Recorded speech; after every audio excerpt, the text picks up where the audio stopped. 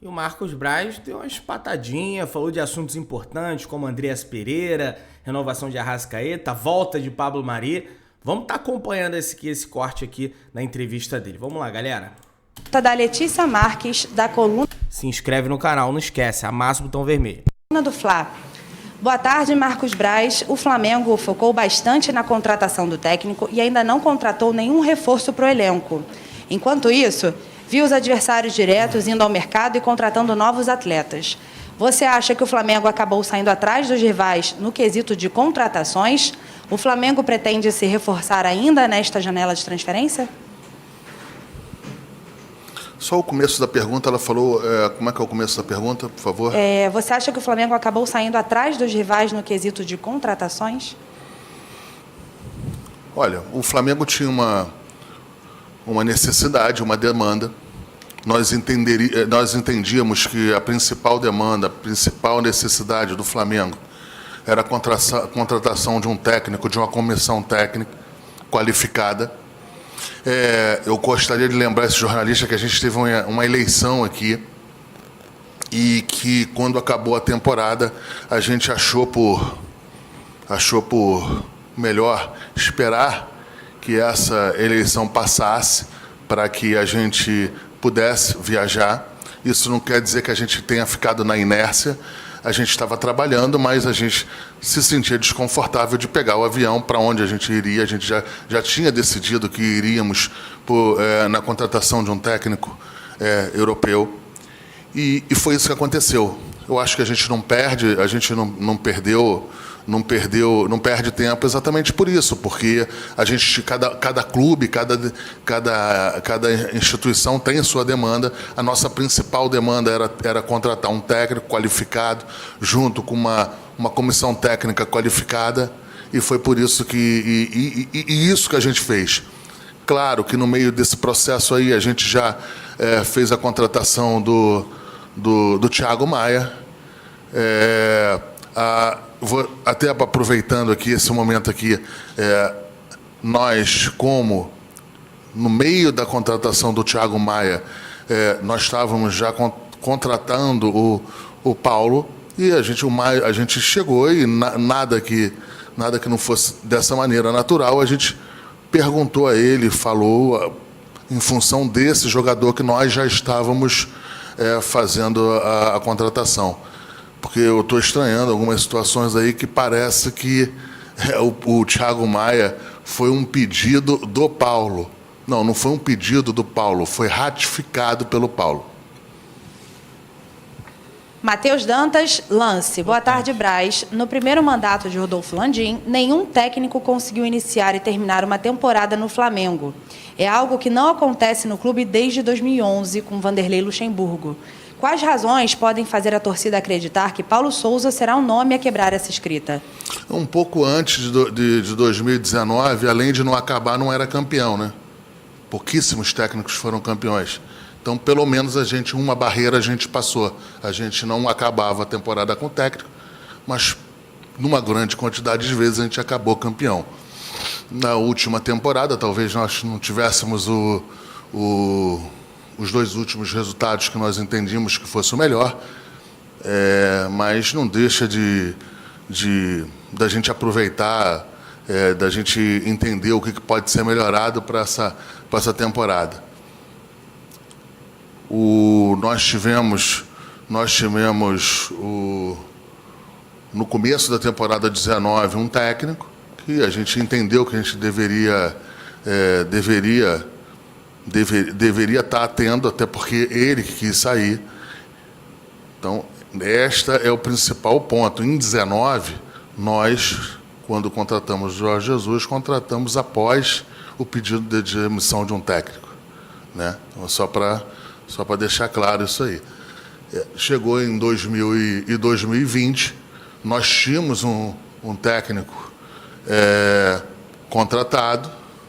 Existiu uma situação que saía das mãos de todos nós, maior crise sanitária da humanidade, pelo menos alguns falam que a Covid pode ser a maior crise sanitária da humanidade, e um técnico que não era daqui, um técnico que não estava no seu país, se sentiu desconfortável e também pediu para sair. Então, é só para deixar claro que nós tivemos, no meio desse processo aí, alguns técnicos não que demitimos, mas sim que queriam sair e a gente respeitou os pedidos de demissão.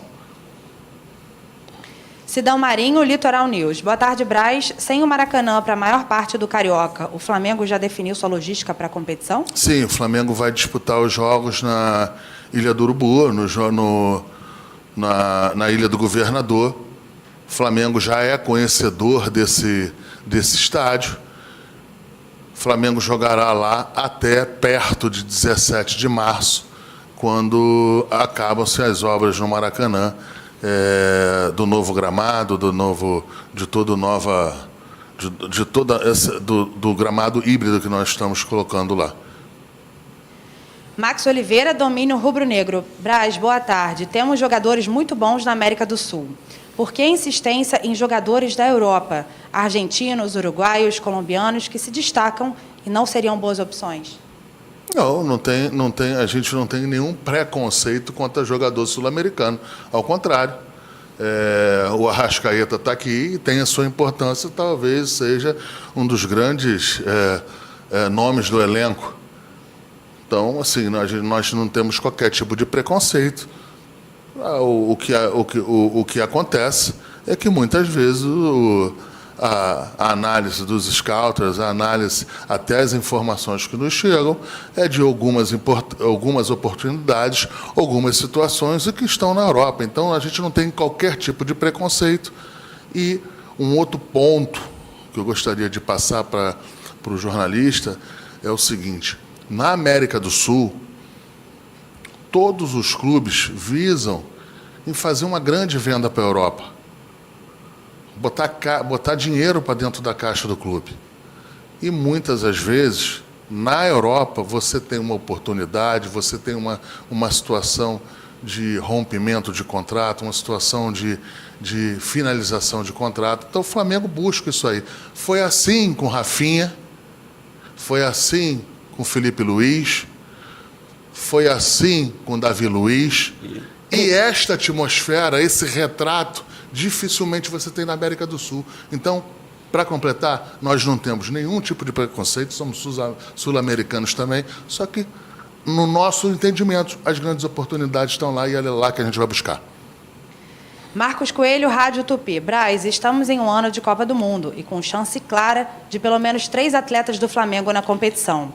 Há o caso dos jogadores que sonham em jogar no Catar e também do Flamengo que não quer ficar desfalcado nas eliminatórias e amistosos preparatórios. Diante desses cenários, qual vai ser a estratégia adotada pela diretoria?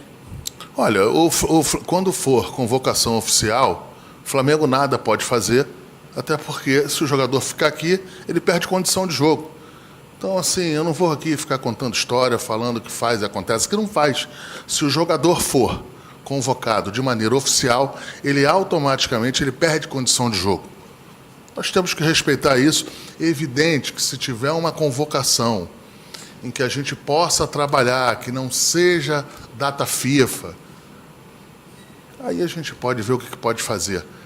Talvez aí a gente, nos jogadores que estão sendo sempre convocados, e aí eu já não vou falar mais dos brasileiros, se por um acaso, por uma eventualidade, não vão disputar uma Copa do Mundo, ou se tiverem algum problema, a gente vai solicitar que esse jogador não vá para a sua seleção. Mas isso aí não nos compete a fazer isso de uma maneira frontal, isso tem que ser feito com jeito, com calma, porque, pelo simples fato, convocou oficialmente, você perde o direito do jogador para uma escalação.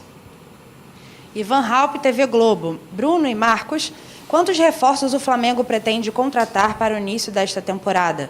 E quais posições são as prioridades de momento? Bom, essa é uma questão que assim, a gente nunca abre, até para não atrapalhar as negociações. Acho que, como o Marcos já disse, como o treinador já disse, a cada janela que passa, a gente vai buscar sempre qualificar o elenco. é um trabalho que a gente vem fazendo semestre a semestre. O elenco é muito forte, a gente já conversou, já identificou aonde a gente acha que pode entregar para o treinador mais diversidade dentro do elenco para ele fazer frente aos desafios dessa temporada, que é novamente uma temporada duríssima, que tem datas FIFA, que tem uma temporada muito comprimida, além do Campeonato Carioca, onde o Flamengo pode ser tetracampeão pela primeira vez, Supercopa, tem Libertadores e Brasileiro começando no início de abril e todas as competições terminando entre o dia 19 de outubro e 13 de novembro. Então você tem meses aí do calendário considerando que o Flamengo vai estar vivo em todas as competições e avançando, brigando por todos os títulos como a gente deseja, que vão ter meses com 8 jogos, 9 jogos e 10 jogos. Então a gente tem que ter um elenco qualificado e suficiente para enfrentar esse calendário tão duro e brigar por todos os títulos com a qualidade que o torcedor merece dentro da ideia de jogo do treinador. Raíza Simplício, gol. Braz, boa tarde. O que aconteceu de fato com o Rodrigo Caio e qual a expectativa para a recuperação dele? Vai ser preciso buscar outro zagueiro no mercado? Bem, eu vou falar em relação ao que aconteceu com o Rodrigo Caio primeiro. No final da temporada já estava prevista que ele fizesse um procedimento. Após o começo das férias do jogador, ele fez esse procedimento. Um pouco mais à frente, o jogador entrou em contato com o departamento médico do Flamengo, avisando que estava com uma dor e que estava sentindo o joelho que estava sendo operado. O departamento médico do Flamengo imediatamente pediu que ele voltasse ao Rio de Janeiro para que fosse averiguado. O departamento médico do Flamengo, o Dr. Tanuri, avaliou que precisaria fazer uma internação para que aí pudesse fazer posteriormente todos os procedimentos para que o jogador fique pronto, estabelecido o mais rápido possível. Qualquer coisa, qualquer ponto diferente disso aí, vira uma situação muito técnica, muito em função, eu prefiro que o Dr. Tanuri, um pouco mais na frente, até o próprio jogador, relate os acontecimentos. Mas para deixar claro, logo que o jogador sentiu qualquer desconforto, o departamento médico do Flamengo entrou em cena, pediu que o jogador voltasse, se apresentasse imediatamente. Foi isso que aconteceu e a gente espera que o Rodrigo Caio esteja aqui o mais rápido possível para nos ajudar da maneira como ele sempre ajudou. Renan Moura, Rádio Globo. Braz, como está a negociação com o Cerro Porteño pelo volante Pires da Mota? Não, o jogador ele externou que gostaria de sair. Nós tivemos uma proposta do Cerro.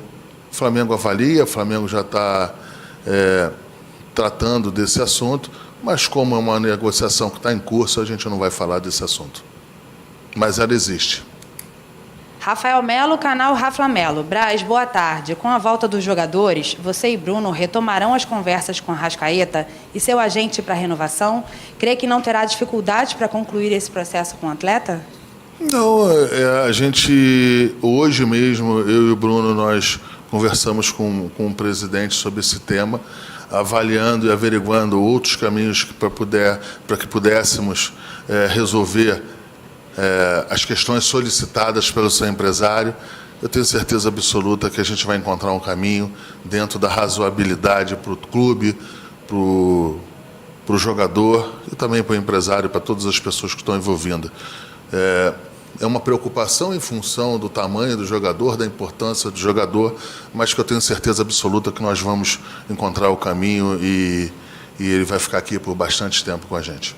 E de uma maneira feliz. Espero que sim, né, Braz? Mauro Santana, canal do Mauro Santana. Braz, boa tarde. Por conhecer o mercado europeu, qual a importância do Paulo Souza na obtenção de reforços? O Paulo um técnico experiente, um técnico rodado no bom sentido, um técnico que trabalhou na Inglaterra, trabalhou na Itália, trabalhou em Israel, trabalhou na Hungria, seleção da Polônia, super qualificado, super antenado, né? Sim, em função como ele rodou bastante, como ele tem dentro da sua comissão técnica tem portugueses, espanhóis, italiano. Então a gente está sempre bem conectado.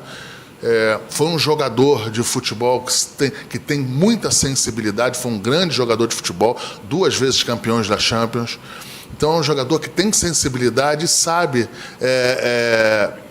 ajustar. Se tiver que ele entre em cena para ligar para algum jogador, para fazer qualquer approach, eu e o Bruno, a gente vai se sentir super confortável de pedir ajuda sempre a qualquer treinador. Assim. Já tivemos isso no passado, em que a gente usou no bom sentido, pediu que o treinador entrasse primeiro nas conversas para ver se de fato gostaria de vir para cá. Então, isso aí é um procedimento natural e a gente conta muito com o Paulo. Se precisar, a gente conta com ele, com a experiência dele como técnico, como ex-atleta. Monique Danello, TNT Esportes. Braz, boa tarde. Com a possibilidade de não ser aproveitado pelo Arsenal, o Pablo Mari é um nome a ser considerado para reforçar o Flamengo? Não. Pô, já falou não, Braz. Se inscreve no canal, parceiro. Vamos continuar a entrevista. Não se esquece não, se inscreve aí. Ele não é considerado porque ele não externa nenhuma vontade de voltar ao Brasil. Isso nada tem a ver com ele não querer voltar ao Flamengo. Eu sempre falo aqui para vocês que a decisão de vir jogar no Flamengo, de um jogador europeu, é uma decisão de vida. Né? O Pablo Mari tem uma esposa que é espanhola, então está hoje na Inglaterra. Gostaria muito, um jogador que deu certo aqui, um jogador que eu e o Bruno e o clube fizemos uma aposta enorme, um jogador em que eu posso falar pelo Bruno que eu sei da relação deles, um jogador sensacional no dia a dia, um jogador educado, sempre disposto a ajudar o grupo e a todos. Gostaria muito, mas eu não tenho. A gente entende que o jogador não gostaria de retornar ao Brasil agora. Isso aí influencia diretamente numa decisão de jogar no Flamengo. Sem dúvida. Cara europeu, Gabriel né? Reis, canal Paparazzo Rubro Negro. A imprensa paraguaia trouxe informações da compra de Pires da Mota. Pode nos dar detalhes da negociação? Não, a negociação está em curso. Eu já falei que a gente não vai falar dela. Não sei se vai para frente ou não. Tem muita chance. Flamengo e Cerro tem um histórico aí de fazerem negócios. Há muito tempo atrás veio o El Tigre para cá, que veio do Cerro Porteño. Enfim, é um clube aqui sul-americano importante, grande do Paraguai. A gente espera que dê certo, mas eu não gostaria de me estender esse caso, porque a negociação está em curso. Mônica Alves, portal Urubu Interativo. Braz, boa tarde. O que vocês aprenderam com a temporada passada e que em 2022 pretendem fazer diferente? Boa pergunta. Eu acho que a gente já começou a fazer, né? A gente pegou o avião, trouxe mais uma vez um técnico, comissão técnica, que a gente se sinta que seja qualificado. Isso não quer dizer que acho que não passaram aqui não sejam. A gente tem um respeito enorme por todos que passaram aqui. Volto a falar, não é quando você ganha, não está tudo certo, e quando você perde também não está tudo errado. A gente está muito feliz com a comissão técnica que está aqui, com o técnico que está aqui. Você vai carregando experiências de vidas, experiências de decisões, isso aí eu acho que é do ciclo de todo mundo.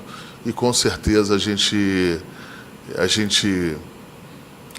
eu acho que um ponto que a gente deveria ter feito no ano passado foi simplesmente ter tratado o calendário de uma maneira mais reta, mais direta para os torcedores, e deixando claro que algumas situações a gente precisaria poupar e que a gente não fez isso, ou que a gente poderia ter feito. Eu Eu acho que a gente errou isso aí um pouquinho na comunicação. Quando eu falo da comunicação, não é do Marcelo, não é ninguém da comunicação. É minha e do Bruno também. E das pessoas que estavam aqui na frente do futebol. Penúltima pergunta, Isabelle Costa, S1 Live. Boa tarde, Marcos. Com a chegada da comissão técnica de Paulo Souza, como fica a reformulação do departamento de futebol, visto que alguns profissionais do clube ocupam funções que também são desenvolvidas por integrantes da comissão permanente do Paulo? Isso será feito de uma maneira gradual, da importância em que o Paulo se sente confortável de fazer. Um profissional maravilhoso que já não está aqui é o Vagão, pela opção do Paulo de quando acertou para que viesse tratar com a gente aqui, para quando tratasse. Peraí. Pela opção de Paulo, de quando tratou com a gente aqui, ele tinha um preparador de goleiros. Então a gente vem fazendo isso, vem fazendo os ajustes. Tem gente saindo, tem gente sendo deslocada aqui para projetos e funções que a gente entendia que já deveria ter começado a fazer. É tudo isso aí. A gente vai fazer isso de uma maneira gradual, com calma e de uma maneira segura. Última pergunta, Venê Casagrande, Jornal Dia. Braz e Spindel, a diretoria tentará a permanência de Andreas Pereira em definitivo, como aconteceu com o Thiago Maia? Sim, eu acho que já é sabido que o Flamengo tentará, no momento certo, no momento adequado, a contratação em definitivo do jogador. Se isso vai ser possível ou não, a gente não pode falar. O jogador de uma das maiores potências europeias, do Manchester United. Então você tem que ir com calma, com tato, com cuidado, numa negociação dessa, para que seja o melhor possível para o Flamengo, o melhor possível para o jogador, mas que tenha êxito na operação. Não adianta chegar e falar que vamos fazer e acontecer, que não é assim que funciona. O jogador hoje é do Manchester United. Obrigada, Braz. Obrigada, Spindel. Boa tarde para vocês. E assim a gente encerra aqui a coletiva de apresentação. E o Braz rasgou o negócio aqui, hein, cara? Sei não. Mas, rapaziada, essa foi aí a entrevista de apresentação do Paulo Souza e, como de praxe, Braz e Spindel respondendo pergunta da imprensa aí. Falou sobre o Andreas Pereira, que deve ficar no Flamengo, vai depender da negociação com o Manchester United. Falou também sobre a venda do Pires, conversou também sobre Pablo Mari, que pelo jeito não vem, renovação do Arrascaeta. Admitiu que errou na temporada passada, né? Bem bacana da parte dele fazer isso, né? Falou no início ali também se o Flamengo tá atrás dos adversários aí, ficou meio bolado com a pergunta, mas enfim, achei boa a entrevista do Braz com o Spindel, melhor ainda do Paulo Souza, né, tem um corte do Paulo Souza completa no canal, se você quiser assistir aí, mas meu parceiro, se inscreve no canal, tá? Mais tarde tem mais conteúdo aqui, mas dá essa moral pra nós, botão vermelho aqui embaixo, se inscreve, aciona o sino e amassa o like, porque é muito importante. Beleza, galera? Tamo junto aí, saudações rubro-negras.